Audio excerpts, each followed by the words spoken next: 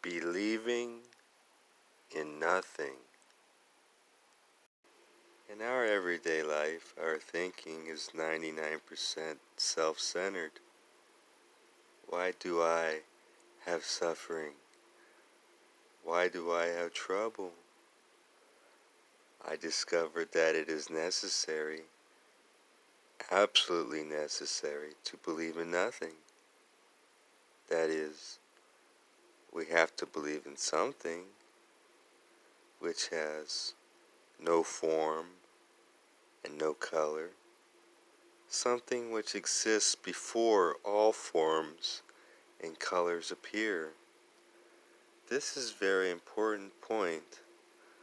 No matter what God or doctrine you believe in, if you become attached to it, your belief will be based more or less on a self-centered idea. You strive for perfection, perfect faith, in order to save yourself. But it will take time to attain such a perfect faith. You will be involved in an idealistic practice, and constantly seeking to actualize your idea. You will have no time for composure. But if you are always prepared for accepting everything we see as something appearing from nothing, knowing that there is some reason why a phenomenon exists of such and such form and color appears, then at that moment you will have perfect composure. When you have a headache, there is some reason why you have a headache.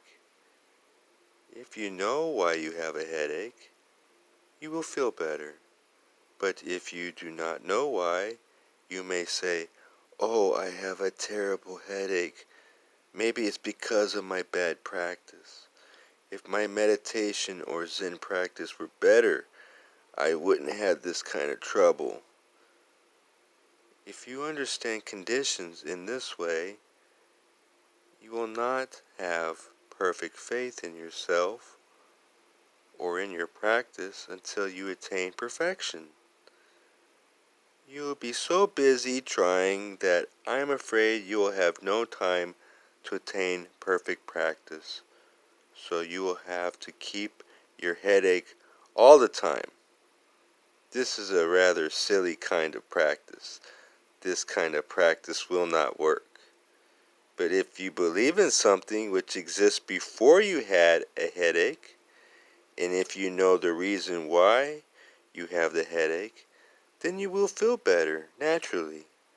To have a headache will be all right, because you are healthy enough to have a headache. If you have a stomach ache, your stomach is healthy enough to have pain. But if your stomach becomes accustomed to its poor condition, you will have no pain. That is awful. You will be coming to the end of your life from your stomach trouble. So it is absolutely necessary for everyone to believe in nothing. But I do not mean voidness. There is something, but that something is something which is always prepared for taking some particular form.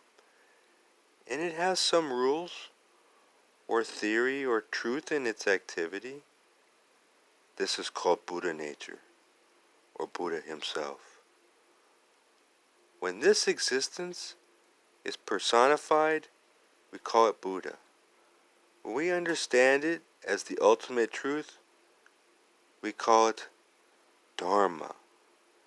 And when we accept the truth and act as a part of the Buddha, or according to the theory, we call ourselves Sangha. But even though there are 3 Buddha forms, it is one existence, which has no form or color. It is already, always ready to take form and color.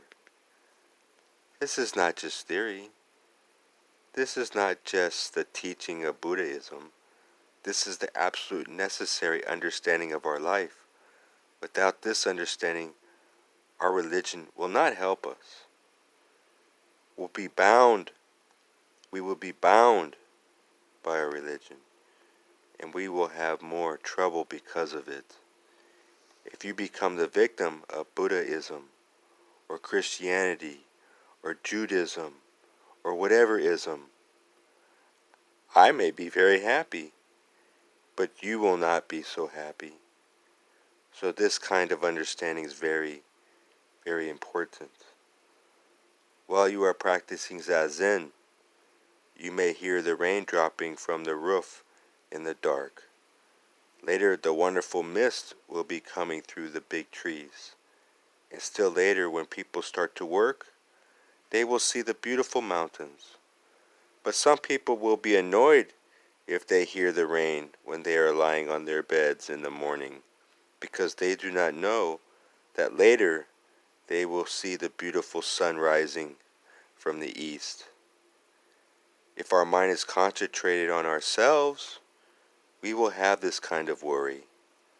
But if we accept ourselves as the embodiment of truth or Buddha nature, we will have no worry. We will think, now it is raining, but we don't know what will happen in the next moment. By the time we go out, it may be a beautiful day or a stormy day. Since we don't know, let's appreciate the sound of the rain now. This kind of attitude is the right attitude.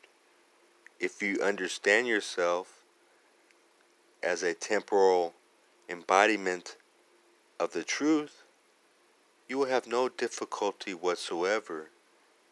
You will appreciate your surroundings, and you will appreciate yourself as a wonderful part of Buddha's great activity, even in the midst of difficulties.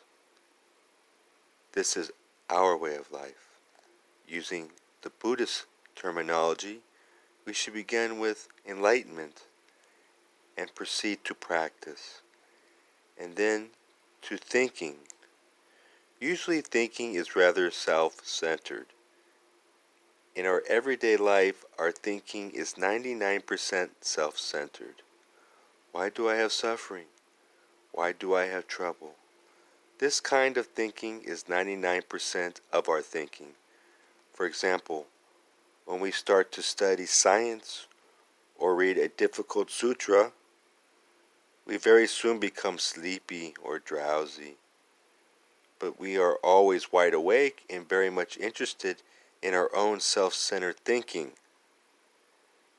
But if enlightenment comes first, before thinking, before practice, your thinking and your practice will not be self-centered.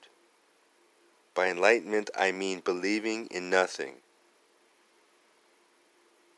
Believing in something which has no form or no color, which is ready to take form or color. This enlightenment is the immutable truth. It is on the original truth that our activity, our thinking, and our practice should be based.